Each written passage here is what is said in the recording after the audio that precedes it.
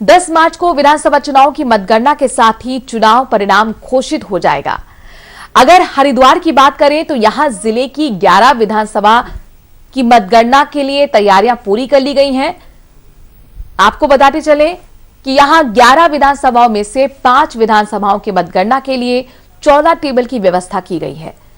बाकी 6 विधानसभाओं के लिए 7 टेबल की व्यवस्था की गई है। हरिद्वार जिलाधिकारी विनय शंकर पांडे ने कहा है कि सभी सीटों पर शांतिपूर्ण और निष्पक्ष मतगणना की जाएगी। इसके साथ ही चुनाव में जीत दर्ज करने वाले प्रत्याशियों की विजय जुलूस निकालने पर पूरी तरह से प्रतिबंध लगा दिया गया है।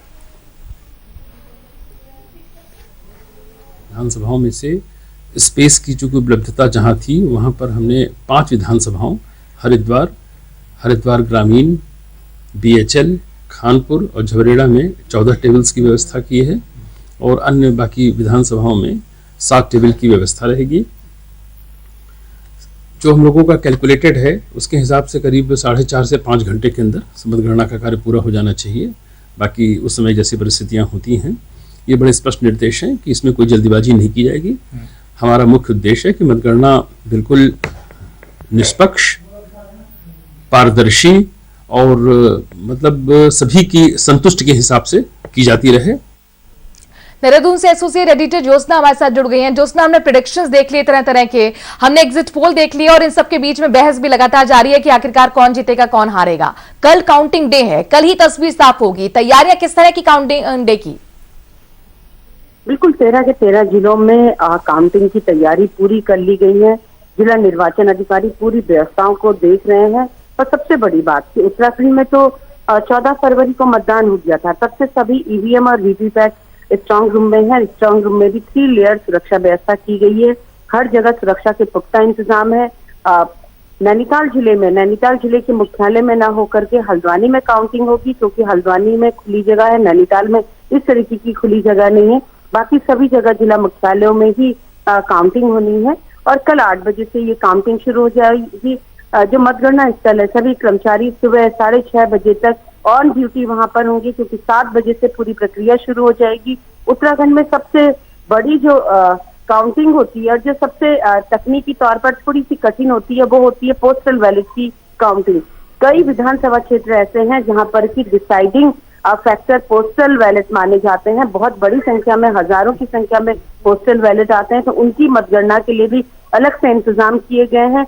कुल मिलाकर कह सकते हैं कि उत्तराखंड में जैसे अब तक शांतिपूर्वक ढंग से मतदान और उसके बाद मतगणना होती है, उसी तरीके से कल भी होगी। हाँ, अब मुकाबला बहुत टफ है, नेक टू नेक फाइट नजर आ रही है।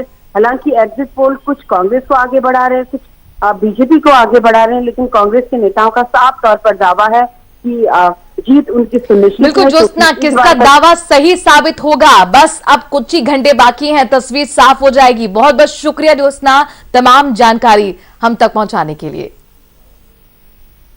तो उत्तराखंड विधानसभा चुनाव की मतगणना से पहले ही बीजेपी के राष्ट्रीय महासचिव कैलाश विजयवर्गीय भी देहरादून पहुंच गए हैं। इस दौरान उन्होंने कहा कि 2/3 बहुमत से बीजेपी उत्तराखंड में सरकार बनाने जा रही है। कैलाश विजयवर्गीय ने कहा कि कांग्रेस चुनाव हारने के साथ पूरी तरह सत्ता से बाहर होने जा रही है। कांग्रेस नेता हार के डर की वजह से तरह तरह की बयानबाजी कर रहे हैं। आपको बता दें कि 2016 में तत्कालीन कांग्रेस सरकार में हुई टूट का मुख्य सूत्रधार कैलाश विजयवर्गीय को माना जाता है, जिसकी वजह से कांग्रेस सख्ते में आ गई है।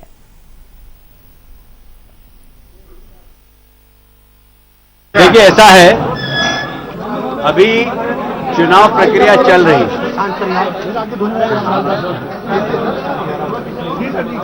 अभी भी उत्तराखंड के अंदर मतदान चल रहा है। वे सब सेना के सैनिक, हमारे फौज में काम करने वाले लोगों के रिपोर्ट अभी भी आ रहे हैं और इसलिए चुनाव प्रक्रिया चल रही है। काउंटिंग चुनाव प्रक्रिया का एक बहुत महत्वपूर्ण हिस्सा होता है। भारतीय जनता पार्टी की ये व्यवस्था है कि चुनाव को बहुत गंभीरता से हम लोग लेते हैं, तो हम काउंटिंग को भी उतनी ही गंभीरता से ले रहे हैं और आज इसीलिए जवाबदार कार्यकर्ताओं के साथ हम लोग बैठे हैं। काउंटिंग की बारीकियां समझाइए उनको कि किस प्रकार काउंटिंग में रहना है। अगर 8 बजे काउंटिंग चालू हो रही है तो 7 बजे वहां पर पहुंच जाना है, किस तैयारी के साथ जाना है।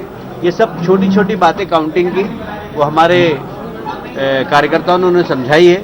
अब ये लोग जाकर अपने विधानसभा के अंदर काउंटिंग एजेंट का वर्कशॉप करेंगे, क्योंकि मतगणना भी एक बहुत तकनीकी विषय होता है और इसलिए कार्यकर्ता वहां पर मुस्तैदी से डटे रहें और उन सब तकनीकी जानकारी उनको होना चाहिए। इसके लिए आज महत्वपूर्ण बैठक थी। मुझे नड्डा जी ने इसी काम के लिए यहाँ पर भेजा था। उत्तराखंड में कल होने वाली मतगणना को लेकर राजनीतिक दल अपने अपने स्तर पर तैयारी में जुट गए हैं। इस कड़ी में उत्तराखंड कांग्रेस ने भी व्यापक इंतजाम किए हैं। उत्तराखंड कांग्रेस की प्रवक्ता गरिमा दसौनी ने जानकारी देते हुए बताया है कि पार्टी कार्यालय में कंट्रोल रूम बनाने के लिए पार्टी पदाधिकारियों को प्रभार दिया गया है, जिसके लिए आज प्रदेश प्रभारी समेत सभी वरिष्ठ पदाधिकारी देहरादून पहुंच रहे हैं ताकि मतगणना के दौरान पैनी नजर रखी जा सके।